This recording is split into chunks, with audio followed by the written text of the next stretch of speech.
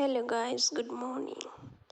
আজ সকাল সকাল চলে আসলাম আর একটা নতুন রেসিপি নিয়ে। সেটা হচ্ছে সিমের একটা ভাজা করব আর মান কচু। আপনাদের দেখে কে কী বলে জানি না, তবে কমেন্ট করে বলবেন কে কোথা থেকে দেখছেন। আর প্লিজ ভিডিওটা লাইক, কমেন্ট অ্যান্ড শেয়ার করবেন। আর এখন আমি মান কচুটা বয়েল করতে দেবো প্রেসারের মধ্যে। ভাতের মধ্যে দিলে বেস্ট ভালো, কিন্তু বলা যায় না যদি ধরে তাহলে ভাতটা আর খাওয়া যাবে না। আর দেখুন আমি এখন সিমটা ভালো করে, সিমের যে সিতাড়াটা হয় সেটা ভালো করে তুলে নেবো, কিন্তু খুব হালকা সিম, কচি, তাই ছুটে ছুটে যাচ্ছে। এইভাবে আপনারা সম্পূর্ণ দেখে নেবেন, আর পোকা আছে নাকি সেটাও একটু চেক করে নেবেন, নাহলে খাওয়ার সময় মানে সিমের ভিতরে পোকা থাকে, তো খাওয়ার সময় সেটা মুখের মধ্যে চলে যাবে আর ভালো লাগবে না। তাই এইভাবে আমি সম্পূর্ণ সিম কেটে নিয়েছি, নিয়ে আর 2টা আলু নিয়েছি জাস্ট। আর এটা আমি এখন বয়েল করতে দিব।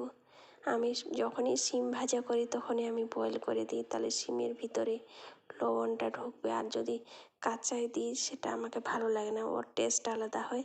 কিন্তু একবার এইভাবে রান্না করে আপনারা দেখবেন, খুব ভালো লাগে খেতে। আর এখানে আমি জাস্ট লবণ দেব, হলুদ দেব, দিয়ে আমি সেটা বয়েল করতে দেবো, তাহলে এর মধ্যে লবণটা পুরোপুরি ঢুকে যায়।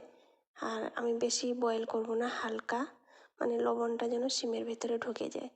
নাহলে যখন আর যদি আমরা কাঁচায় কাঁচায় সেটা ভাজি, সেটা কিন্তু লবণ সিমের ভিতরে ঢুকে না, আর খেতে কসকস টাইপের একটু হয়, হাজার ভাজা যাক।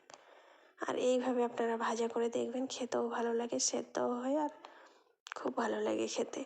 আর এখন যেহেতু সিমের সিজন, সিমটা এই শীতের সময় পাওয়া যায়, তবে পুরো শীত পাওয়া যায় না। যেগুলো গ্রাম এলাকায় সেগুলোতে মানে এই 1-1.5 মাস পাওয়া যায়।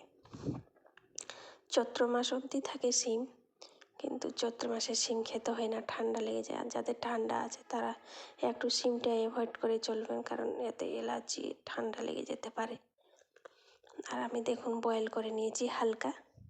আর বয়েল করার পরে আমার কিন্তু সিমটা একদমই গলে যাবে না, আমি হালকা জাস্ট নিয়েছি। এখন আমি সেটা ফ্রাই করে নেব।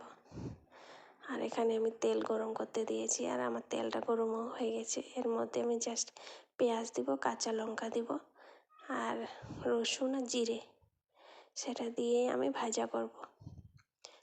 আর এগুলো আমি দিয়ে দিচ্ছি। আর এখন এটা আমি ভালো করে লাল লাল করে নেব। ভাজাগুলো লাল লাল করে নেওয়ার পরে আমার সেটা হয়ে যাবে। আর প্লিজ বন্ধুরা লাইক, কমেন্ট, শেয়ার করবেন, আর সাবস্ক্রাইব করে দিবেন। আর এখন দেখুন আমি আলুটা দিয়ে দিচ্ছি, দিয়ে ভালো করে এটা ভাজি ভাজি করে নেব। আর আজকে আমাদের বাড়িতে মান কচুর ছানা আর সিম ভাজা দিয়ে ভাত খাবো। আমরা খুব গরিব মানুষ, তাই ভালো ভালো খেতে পারি না, আর ভালো ভালো রান্নাও করতে পারি না। আর দেখুন খুব সুন্দর খেতে লাগে, আর আমাকে সিম খুব খুব ভালো লাগে। তবে যদি সিমের মধ্যে বীজটা হয় ওটা আমাকে খুবই ভালো লাগে, কিন্তু পাওয়া যাচ্ছে না বীজ। তবে আমার মায়ের বাড়িতে অনেক বীজওয়ালা সিম হয়। আমাদের দেশে এই মোটা মোটা সিম হয় না, চিকন যেটা ফিঙ্গারের মতো, ওই সিমটাই হয়। আর ওই সিমটাতে বীজ প্রচুর পরিমাণে থাকে, আর বীজটা আমাকে খুবই ভালো লাগে। এখানে আমি খুঁজি কিন্তু আমি পাই না। আর এই সিমটা আমরা বাজার থেকে কিনে নিই, আমার একটা বড় আম্মু দিয়েছে খেতে, তাই আমরা ফ্রিতে পেয়ে গেছি। আর দেখুন আমার হয়ে গেছে সিম ভাজা আর মান কচুর ছানা দিয়ে আজকে আমাদের ভাত হবে। আর আমরা আজকে 3 জন খাবো, তাই আমরা যা পাই তাই খাই। আর আমাদের বাড়ির মালিক যদি থাকে তাহলে একটু ভালো রান্না করতে হবে, নাহলে ভাত খাবে না। আর যেহেতু আমার বাড়ির মালিক খাবে না, তাই আজকে এইটুকু দিয়েই চলে যাবে। Bye bye.